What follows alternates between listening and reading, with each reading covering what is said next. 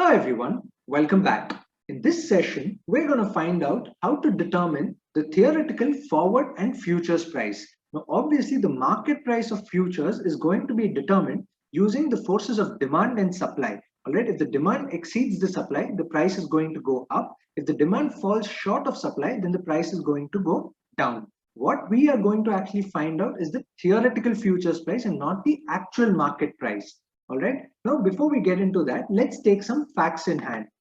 Let's say the company that I'm actually trying to find out, the company whose theoretical forward price I'm trying to find out, let's say is Infosys. All right. So I'm trying to find out the theoretical forward price of Infosys.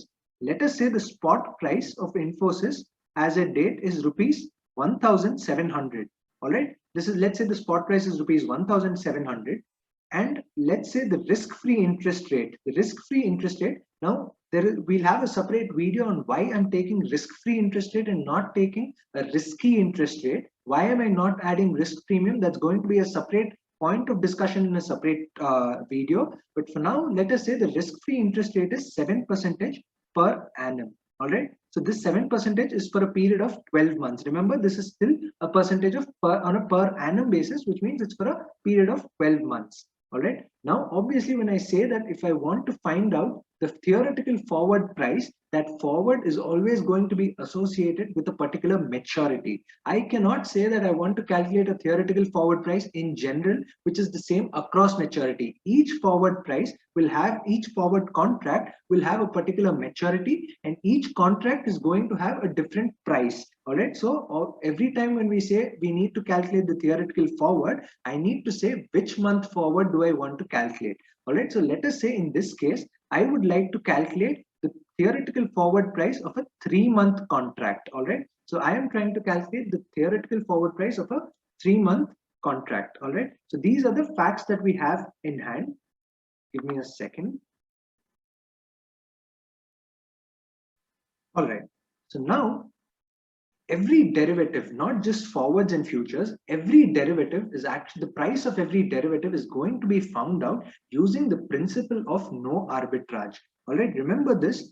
All derivatives are going to be priced based on one particular principle, which is the no arbitrage principle.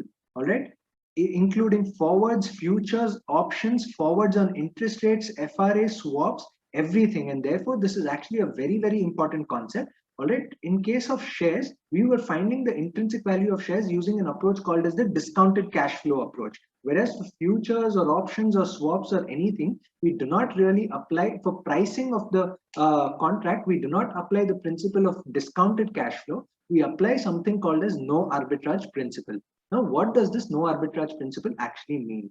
It's nothing but, let us say you're standing today, you're standing at t equal to 0. All right.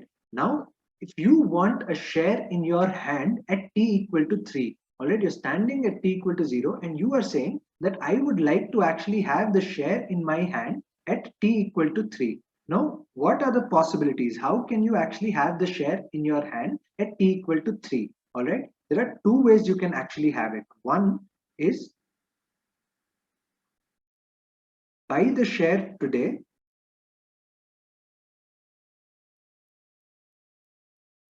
and you hold it for 3 months.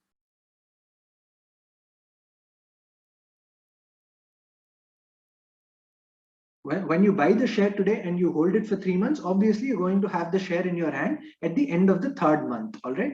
Or alternative 2 is you buy a forward contract or a futures contract. Whenever I'm uttering the word forward, consider it to be synonymous with future as well. All right. And vice versa. All right. So alternative 2 is where you buy a 3-month futures contract or a forward contract. Okay, now if you remember the theoretical definition of forward and future, a forward and future is nothing but a contract to buy a particular share after a period of 3 months, right? A 3-month forward contract is nothing but a contract to buy a particular share after a period of 3 months. All right. So if you buy a 3-month forward contract today, then you are entering into a contract wherein you're saying that at the end of the 3rd month, you will pay a certain price. You will pay a certain price which is equal to F and you will receive the share. All right, so obviously there are two alternatives where through which you can actually have the share at the end of the third month. Alternative one is you buy the share today and you hold it for 3 months. Alternative two is you buy a 3-month forward contract today, and when you buy a 3-month forward contract today, at the end of the third month, you're going to pay the forward price and you will actually receive the share. Of course, there is no physical delivery, but for the purpose of pricing, for now, it's going to be easier if you actually imagine the theoretical definition, assuming actual delivery. All right. I agree that in case of forwards and futures, you have a cash settlement system, but for now, assume that you're actually settling it physically.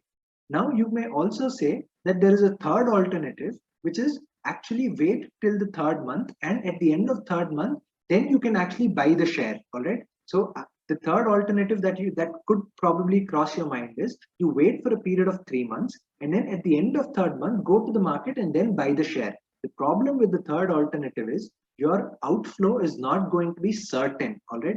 In case of alternative one and alternative two, your outflow is actually certain, because in case of alternative one, you know how much you're actually paying now. All right. So your outflow becomes certain.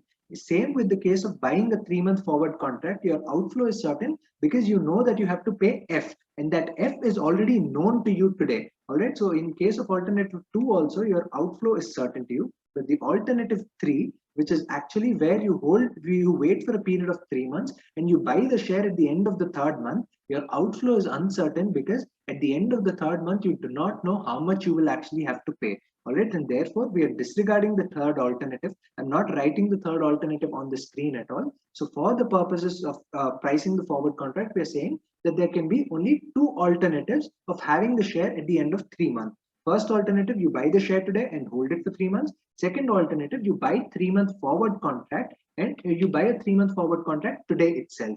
All right, and by buying it today, you're basically locking your price. Now, if the end result of these two alternatives is the same, if the destination of these two alternatives is the same, the destination being nothing but you having the share in your hand at the end of the third month.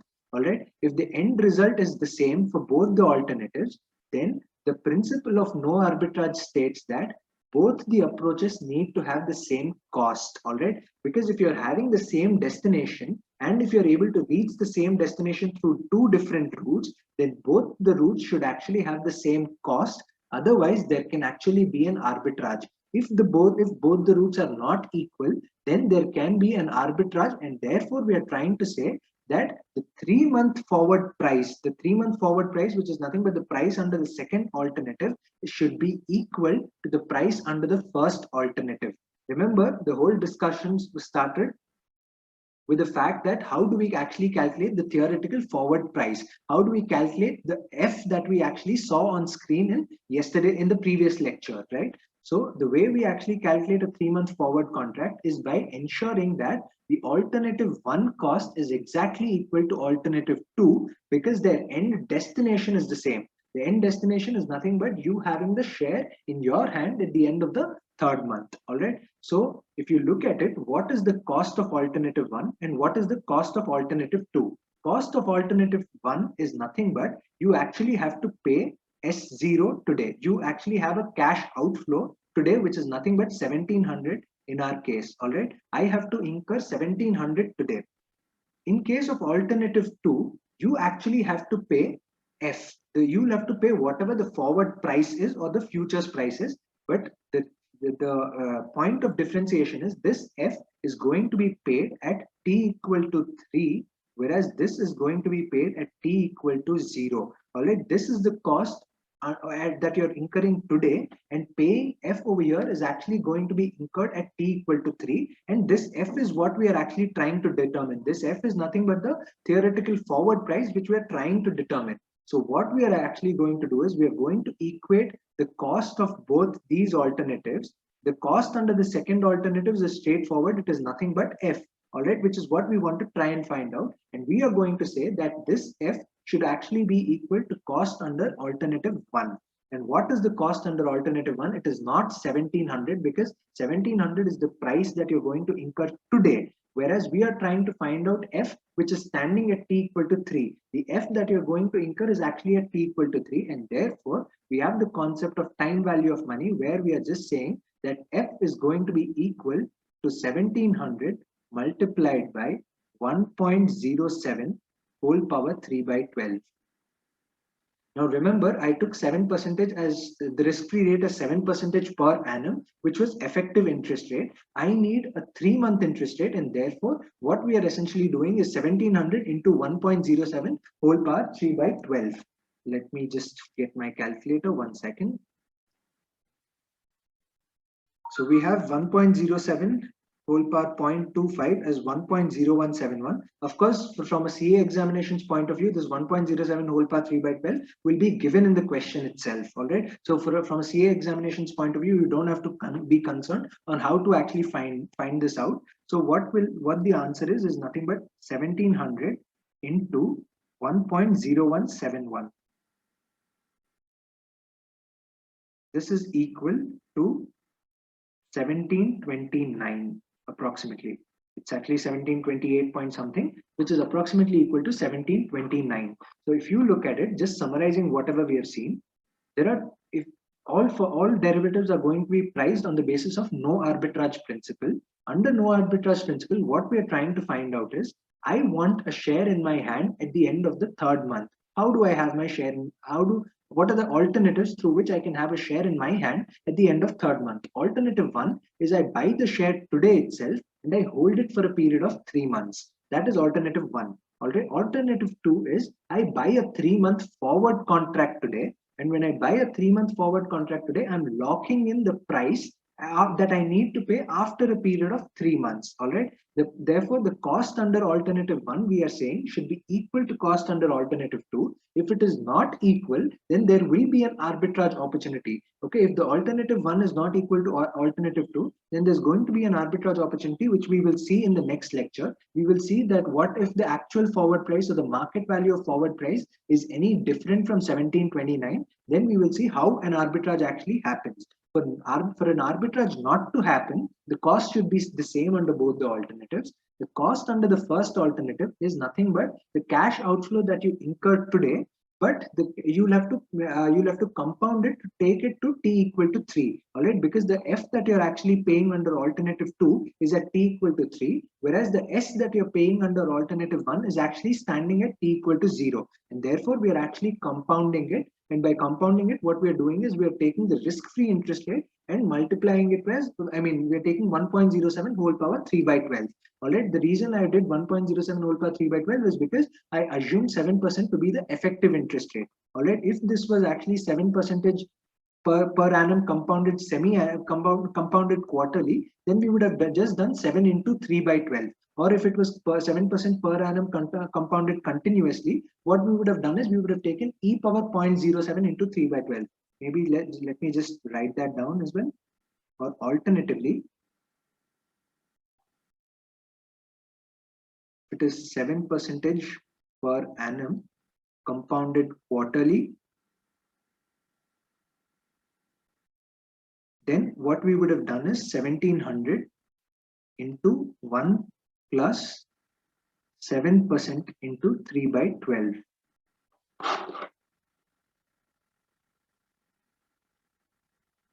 This is equal to 1700 into 1.0175.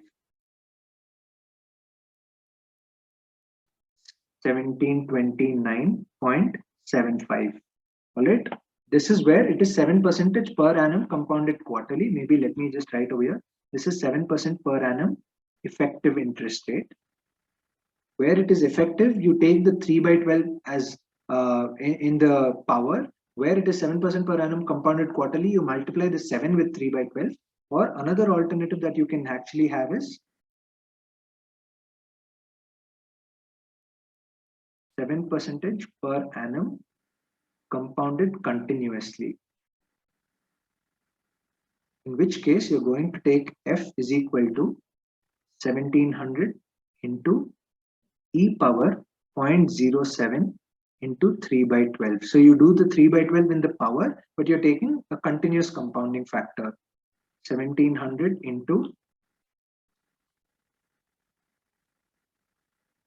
this is 1.0177.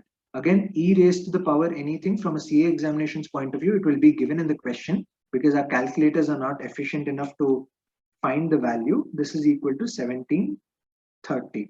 Now, if you look at it carefully, the numbers are very close to each other. One is giving you 1730, the other is giving you 1729.75, the other is giving you 1729. Of course, they're going to be close to each other, just that the compounding frequency is changing, and therefore your factor that you're multiplying with is slightly increasing slowly.